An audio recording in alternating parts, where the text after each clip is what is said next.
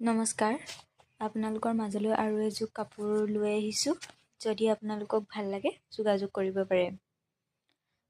কাপোৰযোৰ য়েল্লো হয়, light yellow, silver গুণাৰে কাম কৰা আছে। এনেদৰে বুটা আছে সৰু সৰু। এয়া কাপোৰযোৰ দেখিছে নহয়। আৰু ব্লেক চিলভাৰ গুণাৰ লগত ব্লেক আৰু ডাৰ্ক য়েল্লো ফুল আছে। যদি কাপোৰযোৰ ভাল লাগে মোৰ লগত যোগাযোগ কৰিব পাৰে। কাপোৰযোৰ এইখন হৈছে মেখেলাখন। আপোনালোকক যদি লাগে জল্দি যোগাযোগ কৰিব পাৰে।